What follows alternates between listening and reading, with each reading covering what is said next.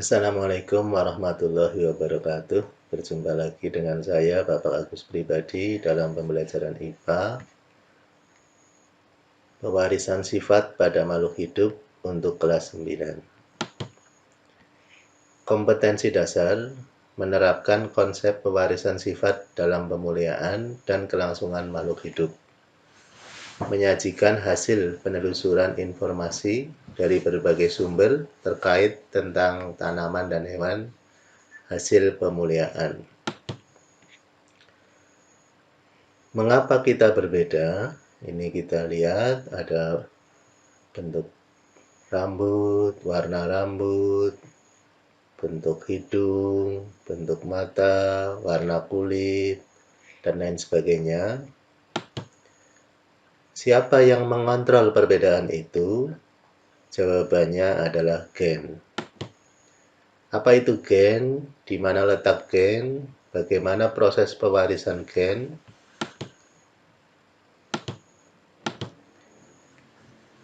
Molekul yang mendasari pewarisan sifat terdiri dari materi genetik, struktur DNA dan RNA, peranan materi genetik dalam penentuan sifat.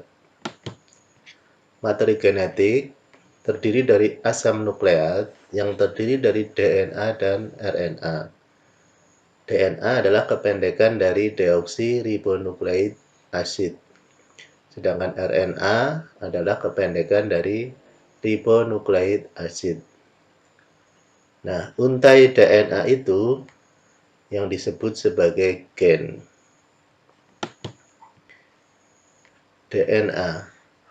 DNA terletak di dalam inti sel. Masih ingat pembelajaran kelas 7 mempelajari tentang sel? Nah, di sana ada inti sel. DNA melilit pada protein histon. Seluruh untai DNA disebut kromosom. Struktur DNA dan RNA. Berdasarkan penelitian Rosalind Franklin, Franz Crick, dan James Watson tahun 1953, DNA memiliki struktur seperti suatu untai ganda yang membentuk helix atau bentuk ulir atau yang disebut double helix. Nah, ini kalau kita lihat struktur DNA berupa double helix. Di sini ada ikatan fosfodiester, yaitu pada gugus fosfat dengan gula. Kemudian di sini ada basa nitrogen. Di sini ada gula deoksiribosa. Nah, antara basa nitrogen ini diikat oleh ikatan hidrogen, sedangkan gula deoksiribosa diikat oleh ikatan glikosida, sedangkan tadi gugus fosfat diikat oleh ikatan fosfodiester. Ini merupakan gambar struktur DNA yang berupa double helix atau helix ganda. Sedangkan struktur RNA ini ikatannya tunggal, ikatan fosfodiester, ikatan glikosida. Ini basa nitrogen, ini gula deoksiribosa, ini gugus fosfat. Asam nukleat. Asam nukleat DNA dan RNA terdiri dari subunit nukleotida. Masing-masing nukleotida tersusun atas gugus fosfat, gula, dan basa nitrogen.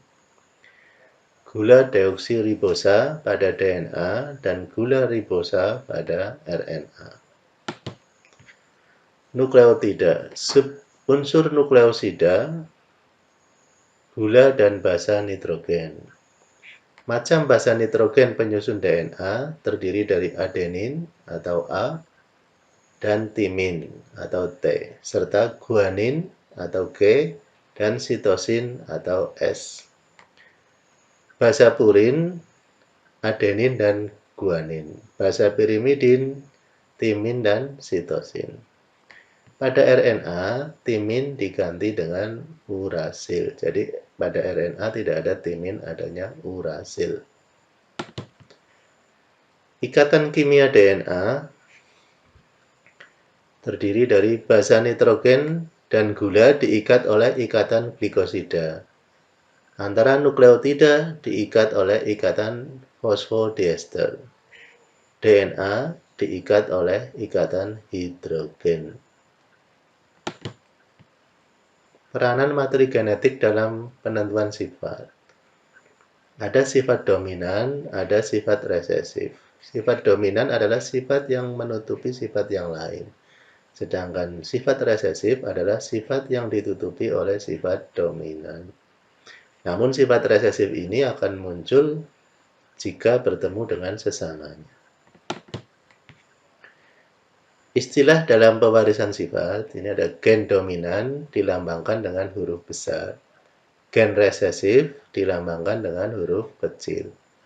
Alela merupakan variasi suatu gen G besar dan G kecil.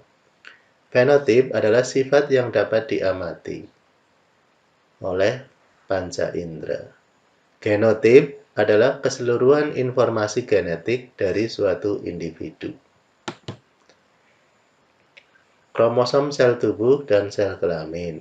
Kromosom sel tubuh berpasangan atau diploid atau 2N. Sedangkan kromosom sel kelamin tidak berpasangan atau haploid atau N.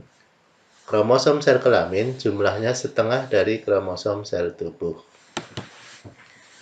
Jumlah kromosom manusia, jumlah kromosom sel tubuh 23 pasang atau 46 buah. Kromosom 1 sampai 22 disebut autosom. Kromosom 23 disebut gonosom. X dan Y merupakan gonosom laki-laki. X dan X merupakan gonosom perempuan.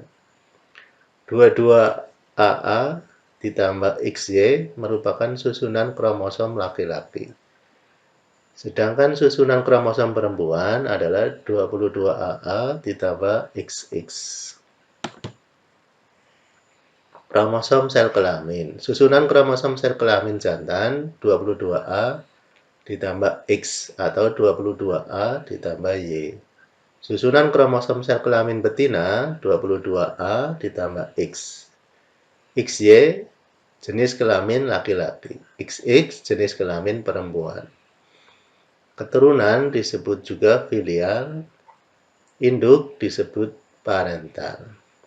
Demikian pembelajaran pada kali ini, semoga bermanfaat. Sampai bertemu lagi pada kelanjutan dari materi pewarisan sifat ini. Tetap semangat. Wassalamualaikum warahmatullahi wabarakatuh.